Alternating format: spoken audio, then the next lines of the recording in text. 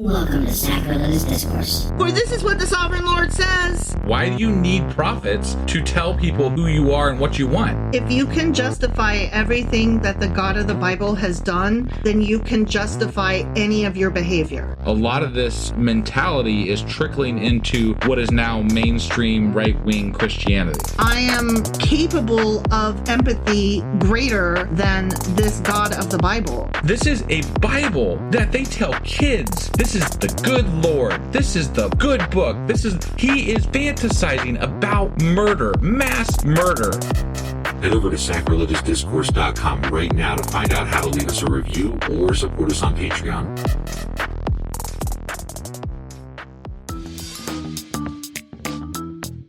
Hey there, sinners and saints. It's your favorite Bible-bashing duo from Sacrilegious Discourse, and we need your help. That's right, folks. We're raising funds for some heavenly equipment and a studio that doesn't sound like it's in the depths of hell. Our current setup, let's just say it's more apocalypse than audiophile. So if you want to hear us dissect the Bible without the background noise of demonic squirrels, chip in a few bucks. We're aiming for $5,000 to upgrade our audio and build a studio worthy of blasphemous banter.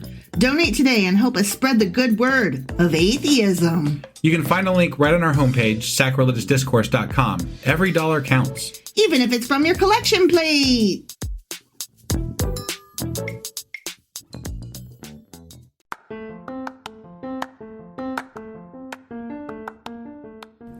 Welcome to Sacrilegious Discourse. I'm husband. And I'm wife. Together, we're reading the Bible for the very first time.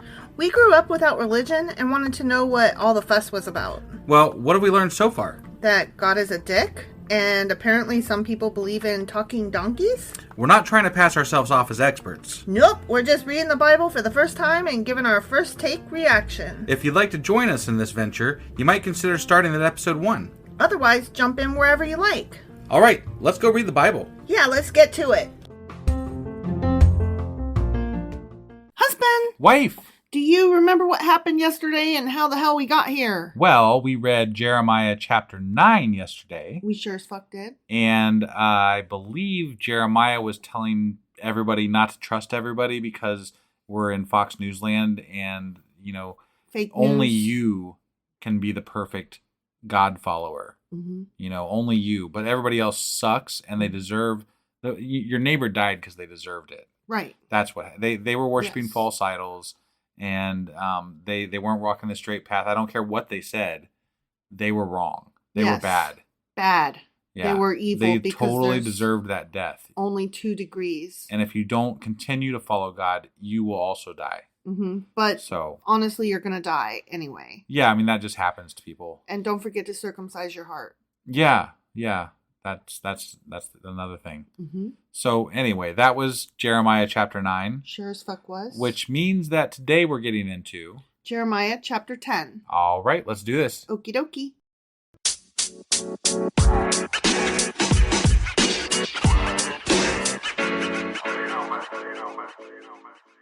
Okay, we are jumping into Jeremiah chapter 10, and just to put that note out there again, chapters 7 through 10 constitute an address delivered by Jeremiah at the gate of the temple in Jerusalem. He is standing in his sandwich board, ringing his bells, shouting, And screaming. "The end is nigh, the Right. end is fucking nigh." Yeah. So that's what's happening. Okay. All right. Hear the word which the Lord speaks to you, O house of Israel. Thus says the Lord, do not learn the way of the Gentiles. Do not be dismayed at the signs of heaven, for the Gentiles are dismayed at them. Okay, I got a note about that. Okay. Yeah, I was So- just wondering what these signs are. Well, okay. Through the use of astrology, ancient people often discern signs and warnings from the sky, seeing fearful things in the signs of heaven. However, the signs of the heavens referred to in this verse are not the sun, the moon, or the stars, or the signs of the zodiac, but unusual phenomenon like eclipses, comets, and meteors, which were supposed to portend extraordinary events. So we're still barbaric and worshiping weather events, essentially. Not, Right. Astrological events. Yeah. And Okay. the Gentiles are the pagans basically, Sure. are the ones out there afraid of those things. And Jeremiah saying, you don't need to worry about that. Don't worry about the skies like these folks are. Okay. So that's, he's telling them, stop being like them. So, okay. All right. That's fair. Okay. I mean, I guess. I mean, honestly, he's just stopping a step too far. He's not going far enough because we don't need to worry about any of this shit. Right. But, right. Whatever. Exactly. It's like, ooh, you're so close, my Yeah. guy. For the customs of the peoples are futile. For one cuts a tree from the forest, the work of the hands of the workman with the axe. They decorate it with silver and gold. They fasten it with nails and hammers so that it will not topple. They are upright like a palm tree. We're describing Christmas. Yes. This is fucking Christmas. It's a and Christmas he's bashing tree. the pagans for it. Yes. And it's fucking hilarious. I love this. Okay, so I have like a we're note. literally reading about goddamn Christmas here. Yes. This is awesome. I know. And I have a note about this, okay? Yeah. So Jeremiah described the pagan custom of cutting a tree, setting it in a special place, decorating it, and worshiping it. The worship of the tree is indicated by the warning, do not be afraid of them, in the sense that one would give reverence to a pagan idol. Okay. So it's fine that we have a tree because we no longer give reverence to it as a pagan idol. Oh, I see. We can do the ritual. Yeah. As long as we don't give any special meaning to that tree. It's not an idol. We can do the axe as though it's an idol, but we don't treat it as an idol. So it's okay. Yeah. I'm calling bullshit a little bit here. Oh, no, like, this so is am I. this is so funny. Yeah. Like, I bet this never gets read. Ever. In church. Ever. So Jeremiah spoke of a tree regarded as an idol and properly understood. The modern Christmas tree is not an idol. If for a family it is or becomes an idol, it should obviously be discarded. Okay. Okay. Jeremiah spoke. This is apologists speaking, yes, correct? Yes. Okay. All right. Jeremiah spoke to a time in history when trees were often directly connected with idolatry, either literally or representations of the trees. How do Christians not see the hypocrisy here? Oh, okay. I didn't write this note down, but I have another note about that. Okay. Literally, this apologist that I like to read because some of his notes are cool. Yeah. Okay. Like the one I just read was kind of interesting, right? Sure. It's an interesting take. Yeah. This particular apologist says that we are borrowing from other cultures is fine. It's when they take our stuff and do it that's bad. What the fuck does that matter? What do we care whether they take it or not? Because they are, when they do that, they are doing sacred acts inappropriately. But how is it okay for us to take theirs and incorporate them into? We're not doing sacred things with them. Oh. Yeah.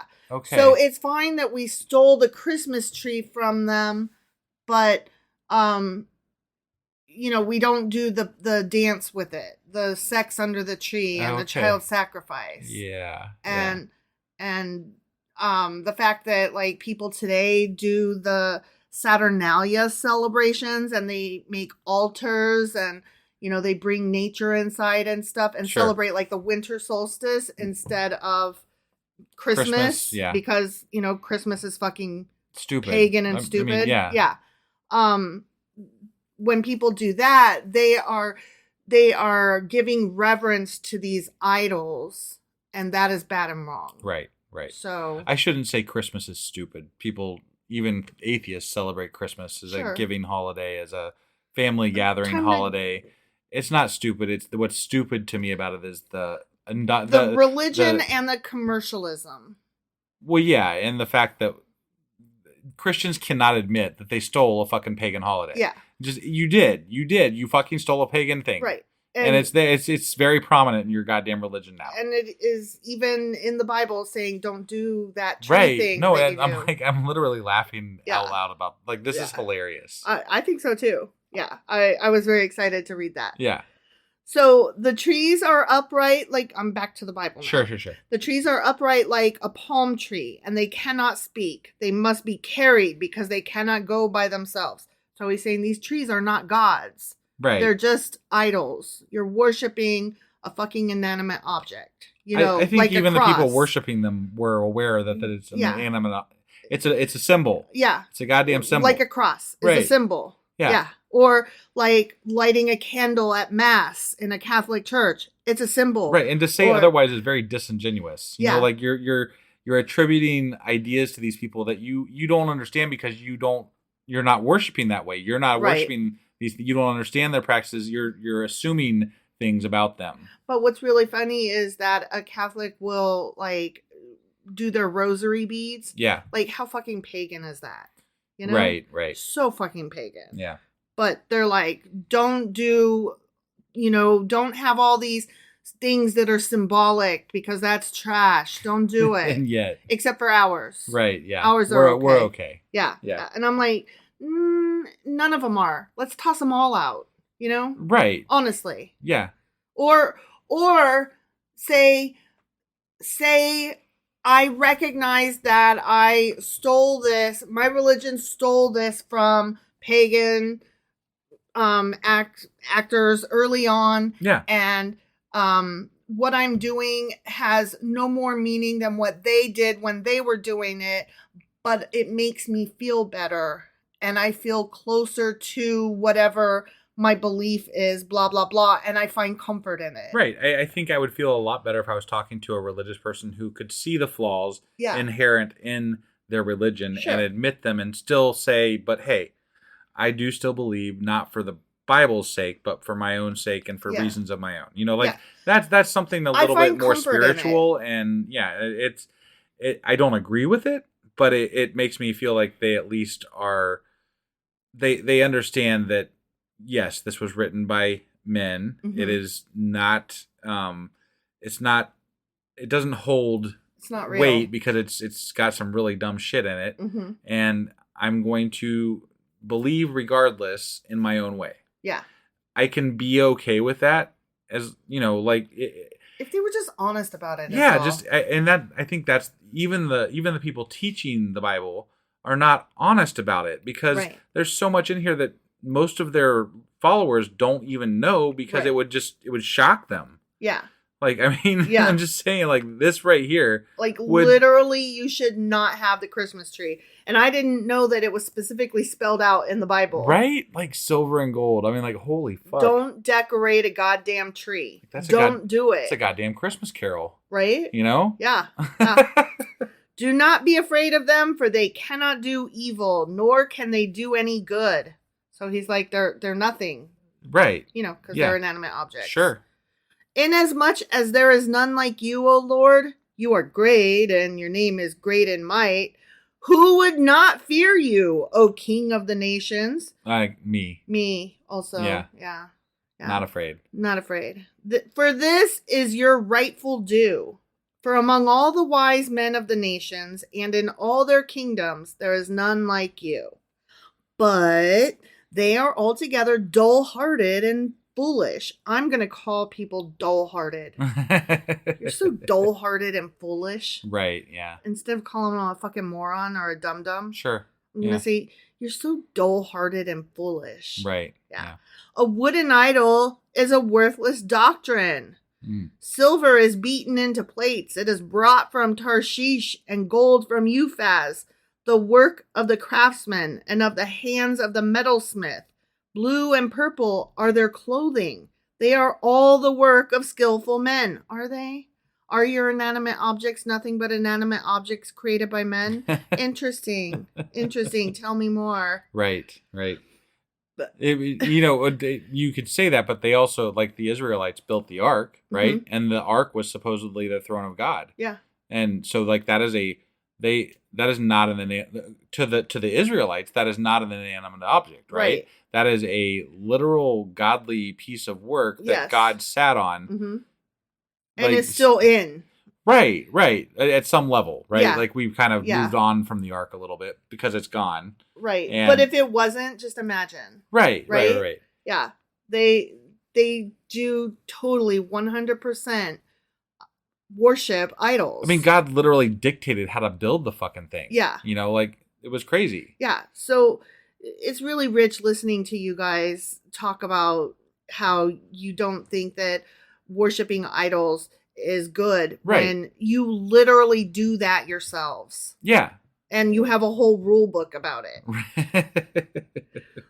But the Lord is the true God. He is the living God and the everlasting King. At his wrath, the earth will tremble. Oh, man. And the nations will not be able to endure his indignation. Oh, here we go. Okay. God's pissed again. Yeah. Thus you shall say to them, the gods that have not made the heavens and the earth shall perish from the earth and from under these heavens. You know what? This pisses me off too. The fact that if something shitty were to happen in the world, right? Like, let's say World War III happens, right? Mm-hmm. God forbid. Sorry.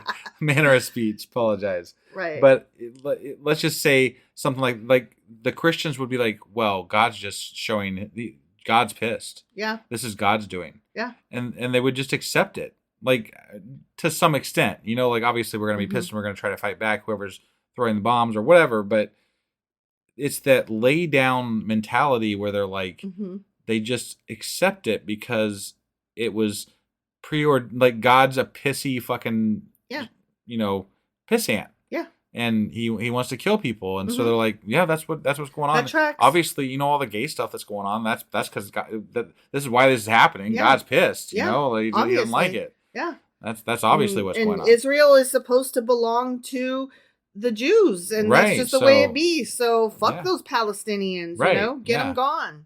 Just eradicate them. That's the mindset, genocide. though. That's fine. God doesn't mind a genocide. Right. And that's the mindset that I hate. It's I so cannot dangerous. stand it. When we are literally talking about it's fine to do a genocide and you don't hear what you're saying, that's fucking problematic. Yeah. He has made the earth by his power. We're talking about how there's only one true God and all the others aren't real. Even though he doesn't even know about North or South America. Yeah. Okay. Exactly. He has made the earth, parts of it, by his power. He has established the world by his wisdom. He doesn't know much, so he ain't that wise. And has stretched out the heavens at his discretion like a goddamn rubber band. Yeah. Right? Mm-hmm. When he utters his voice, there is a multitude of waters in the heavens. And he causes the vapors, I got the vapors, to ascend from the ends of the earth. He makes lightning for the rain. He makes lightning. It's not an electric phenomenon. Rapping, like he's turning into like a weather god now. Yeah. A bit. Yeah. You know? Yeah, we got some Zeus and stuff going on. Yeah. We got some Thor happening. He makes lightning for the rain. He brings the wind out of his treasuries.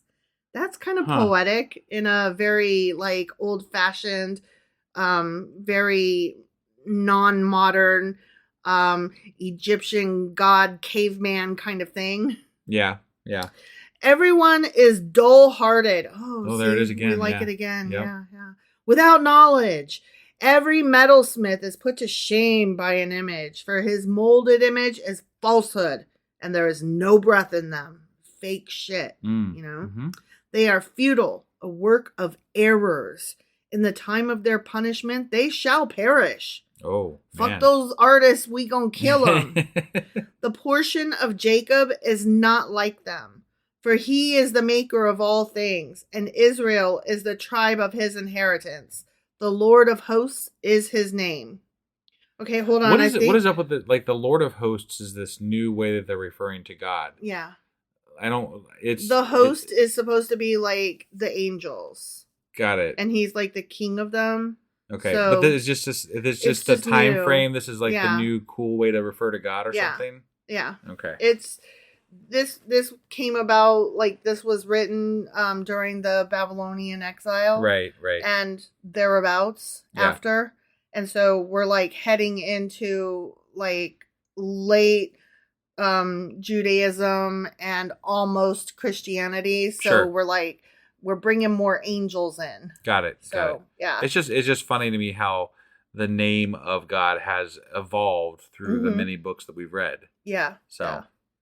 I had a note about verse 11. Let me reread that because I don't remember, even though we literally just read it. Okay.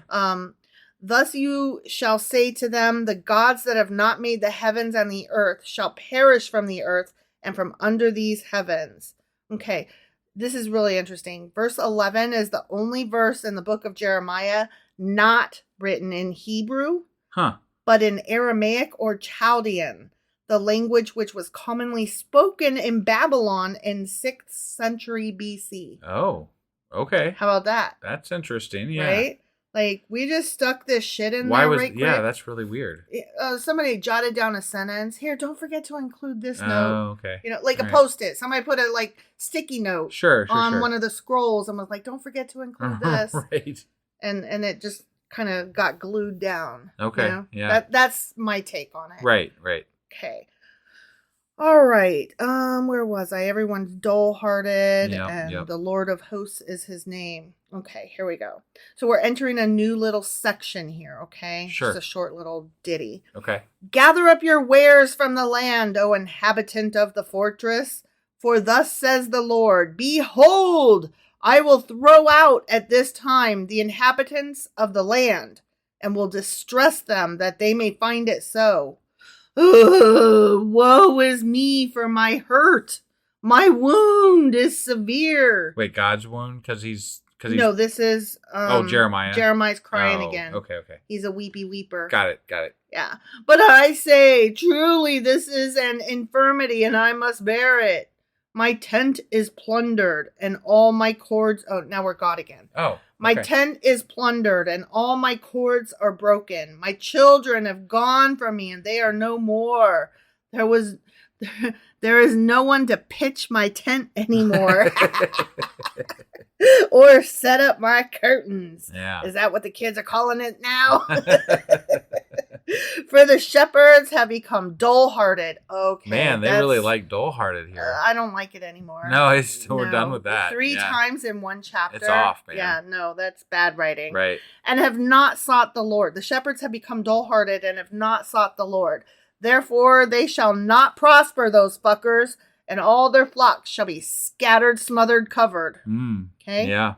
Behold, the noise of the report has come, and a great commotion out of the north country, to make the cities of Judah desolate, a den of jackals. We really like that den of jackals. Yeah, it's almost like we repeat half the shit from the previous chapter almost every chapter. It's almost like they had a word count that they had to aspire to, and so they just did a lot of copy pasting. Yeah, and it feels that way. It's not good. No, that's part of my frustration with Jeremiah, I think, so far, is that it is very repetitive. Yeah, it's definitely dull-hearted. Because it's the same fucking shit every chapter. Yeah. And it just... Yes, we get it. He's coming. Right. They coming. Everybody gonna and, die. And you don't worship idols. We get it. And God's pissed. Yes. He's really always. pissed. He's always pissed. Yeah. Oh, Lord, I know the way of man is not in himself. It is not in man who walks to direct his own steps. Oh, Lord, correct me, but with justice. Not in your anger, lest you bring me to nothing. Pour out your fury on the Gentiles who do not know you, and on the families who do not call on your name. Yeah, be mad at those fuckers over there. Yeah. Like, oh, spare me. Just but it does people that don't believe in you. Go kill them. It does make me wonder. Like, that is something that bothers me. Like, he actually uses some of these people that don't believe in him as tools to kill the people that sort of believe in him. Yeah. Right? Yeah. And so he's not punishing the people that literally don't believe in him at all. Right. And punishing the people that sort of believe in him but are kind of wishy-washy about it. Right. It feels completely wrong. Like, that's because it is. I would feel like you could solidify your spot as God if you showed the people that sort of wishy-washy believed in you that you were really powerful and could, take care of them. Yeah. And kill their enemies and not you. Not that I'm eager for No. Israelites, but given the times and how much war there was, it just feels like that would be a better way, I mean, like, they were all killing each other. Do I really care which way it went? Right. No. I just don't feel like the non-believers killing the sort of believers is the better way. Right. To teach people about God. Right. Like that doesn't make sense to me. But there had to be a reason for them to be put upon throughout history. Oh, yeah, and yeah, so they had to have this back them up. Yeah. Like retrofitting shit that happens, Yeah. basically. You got to make sense of what has happened. Yes. If you're still going to believe in that fucking entity. Right. Okay, last sentence here. Okay, yeah. Blah, blah, blah. Do not, you go get them families who do not call on your name. For they have eaten up Jacob, devoured him and consumed him, and made his dwelling place desolate. The end. I see. I kind of like that phrasing, though. Yeah. Like, they ate us up. They completely devoured us. Like, Yeah.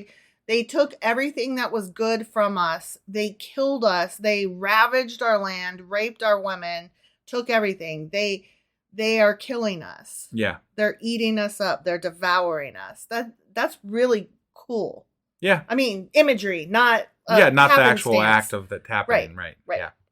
But I mean, it's what God promised too. Mm-hmm. Like God said that this is what he was going to do. So. Well, I mean, hypothetically, Jeremiah is seeing this in the future. Right. Or he's seen it on the outskirts of wherever he Yeah. is, because Yeah. I think they were already kind of approaching and taking charge. You know, they were destroying the outskirts of Jerusalem when this was like, that's how it's feeling. Although we feel like this might have been written in the Babylonian exile, or at least parts of it might have been at least edited then. Yeah. Because there was that excerpt from the Babylonian, you know, so like so obviously some of this got kind of mixed around at different times. Right. And it's hard to tell what he's reporting, like firsthand witness, versus what he's witnessing via vision to come. Right. And it kind of is weird. So, I mean, these guys are prophets, right? And they're supposedly prophesizing shit. I don't really believe that. I believe that they're seeing things that are either happening in the moment and they're predicting that, yep, this is probably going to happen, which would probably make sense to anybody paying attention. Mm-hmm. Or they're writing this stuff after the fact and just retrofitting it back into the book and saying, yep, that happened. Right. Let us create these great characters and heroize them. Yeah, and I mean, there's no way to know that for sure, but that's how I feel about it. And right. I don't feel like they are actual prophets. Like maybe, that doesn't. Maybe a bit of both. You know? Sure. Take some of the witnesses and then make of the witnesses heroes. Right. You know, able to see the future. And if there's one thing that's consistent in the Bible, it is that the wording and the writing of it has been tampered with multiple times. Yeah. So and that everything's a goddamn mess. Right. From Christmas trees we can definitely count on that. Yeah, for sure. Yeah. So anyway, that was Jeremiah chapter 10. Sure as fuck was. Which means that today's Friday. Yes. And we'll be back tomorrow with Q&A Saturday. All right. And then on Sunday, we idealistically, we're going to try to do a couple of things, which would be we're going to try, we owe for sure the Sacrilegious Book Club. Right. But we also owe a Patreon. Right. So in a perfect world, we do both of them. Yeah. And as you guys know, if you follow us, religiously, we don't always hold up to that promise on the weekends. No. Something happens on the weekends and our brains shut down. Sometimes we're lucky to get the one. 2 is almost guaranteed right out. So I'm not going to guarantee shit, but I am Yeah. going to say that we are going to endeavor to do our best at getting those things done. And then I'll get the weekly wrap up out, of course, and then we'll be back on Monday with Jeremiah chapter 11. All right, guys. We'll see you then. Bye.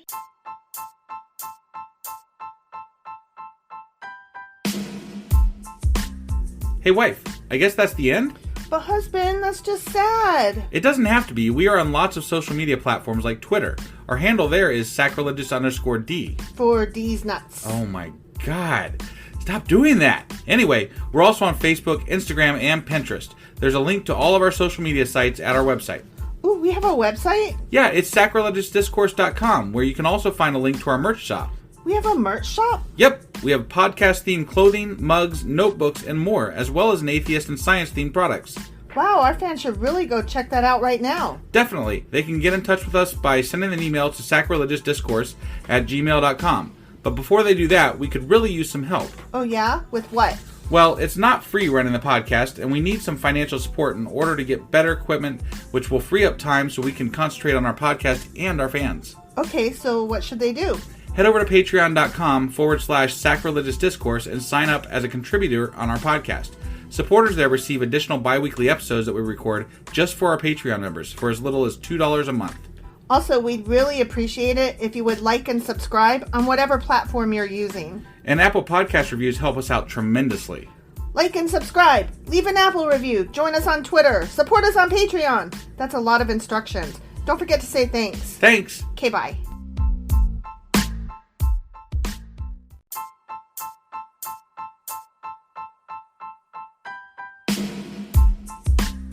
Hey wife, I guess that's the end?